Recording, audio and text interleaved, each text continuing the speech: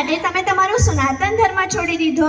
Corona જેવા સમયમાં RSS, Swaminarayan સંપ્રદાય, સ્વાધ્યાય પરિવાર, વનવાસી કલ્યાણ આશ્રમે ખૂબ જ સેવા કરી છે.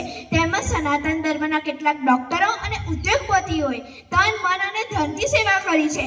તેમને કોઈ ધર્મ પરિવર્તન નથી કરાવ્યો ભાઈ. બેન, હવે મારા પરિવારને સમજાવીશ, ફરી હિન્દુ ધર્મ અપનાવીશ. જય શ્રી રામ. મિત્રો, આપણા ભારતમાં ઝારખંડ અને છત્તીસગઢ, ગુજરાત જેવા પ્રદેશોમાં આપણા ભોળા હિન્દુ ભાઈ બહેનોને નોકરી, દવા, શિક્ષણ, મેડિકલની લાલચોમાં આ ખ્રિસ્તી મિશનરીઓ ધર્મ પરિવર્તન કરાવે છે. હવે આપણી વચ્ચે છે નરેશભાઈ. તમે સનાતન ધર્મ કેમ છોડ્યો? મને અને મારા સમાજના લોકોને મંદિર જતા અટકાવાય છે. કૂવામાંથી પાણી પણ લેવા દેતા નથી. વધુ તો લગ્ન પ્રસંગે વરઘોડામાં ઘોડા ઉપર પણ બેસવા દેતા નથી. તેથી મેં હિન્દુ ધર્મ છોડવાનો છું.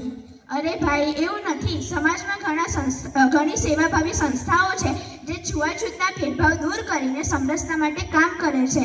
અરે ભાઈ, તમે નથી જાણતા, અયોધ્યા મંદિરના પ્રાણ પ્રતિષ્ઠા વખતે પ્રથમ ઈંટ મૂકનાર પણ મહાદલિત કામેશ્વર ચોપાલજી હતા. વધુમાં સંઘ 100 વર્ષથી સમરસતા માટે કામ કરે છે. વધુમાં હિન્દુ સંમેલન થઈ રહ્યું છે. હિન્દુ સમાજના નાત જાતના ભેદભાવ ભૂલીને એક બનાવવા માટે થઈ રહ્યું છે.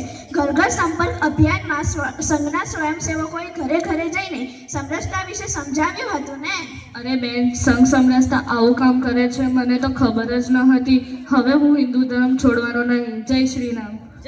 હવે આપણી વચ્ચે છે આ બેન, જે મુસ્લિમ યુવક સાથે લગ્ન કરીને ઇસ્લામ ધર્મ અપનાવવાની વાત કરે છે. તો સપના બેન, તમને ખબર છે આદિલ મુસ્લિમ છે અને તમે હિન્દુ છો?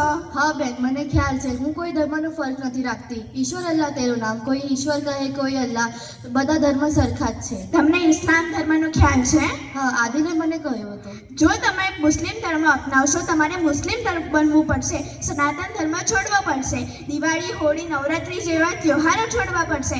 મંદિર પૂજાની પદ્ધતિ છોડવી પડશે. મા, બાપ, ભાઈ, બહેનને પણ છોડવા પડશે.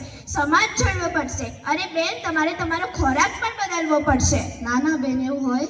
આદિલ પોતાનો ધર્મ છોડશે નહીં. તમારે સનાતન ધર્મ છોડવો પડશે. ના, હું બંને ધર્મ પાડીશ. ઇસ્લામ ધર્મમાં ફક્ત એક જ ધર્મ પાળવામાં આવે છે.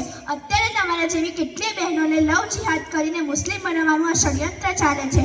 અને આ તો વાત દૂરની, હલાલા વિશે તો હું તમને જાહેરમાં પણ નથી કહી શકતી. ના ના બેન, હવે મારે આદિલ સાથે લગ્ન નથી કરવા. હું હિન્દુ ધર્મ જ પાડીશ. જય શ્રી રામ. હવે આપણી વચ્ચે છે આ ભાઈ, જે સિંધી પરિવારના છે. માતા પિતા ખૂબ જ ધાર્મિક છે. તો એવું તો શું થયું ભાઈ કે તમે નાસ્તિક બની ગયા? અરે બેન, આ બધા ધર્મ ભગવાન અને સમાજની હાલત ખરાબ કરી નાખી છે. તમે નથી જાણતા? ભારતના ભાગલા હોય કે હાલ વિશ્વમાં ઘણા બધા યુદ્ધ થઈ રહ્યા છે. પોતાના ધર્મને મહાન બનાવવા બીજાના ધર્મ નીચે બતાવવાનો પ્રયત્ન થઈ રહ્યો છે. અરે ભાઈ, વિશ્વમાં જેટલા પણ આતંકવાદી સંગઠનો છે તેમાં ક્યાંય હિન્દુ ધર્મનું નામ નથી. હિન્દુ ધર્મ ક્યારેય કોઈનો ધર્મ પરિવર્તન નથી કરાવતો. હિન્દુ ધર્મનો એક મંત્ર છે કે વસુધૈવ કુટુંબકમ, અને તેમાં એક મહાન શ્લોક પણ છે કે સર્વે ભવન્તુ સુખિનઃ, સર્વે સંતુ નિરામયા, સર્વે ભદ્રાણિ પશ્યન્તુ, મા કશ્ચિત દુર્ભાગ ભવે. હિન્દુ ધર્મ બધા લોકો સુખી રહે, બધા નિરોગી રહે તેવી પ્રાર્થના કરે છે.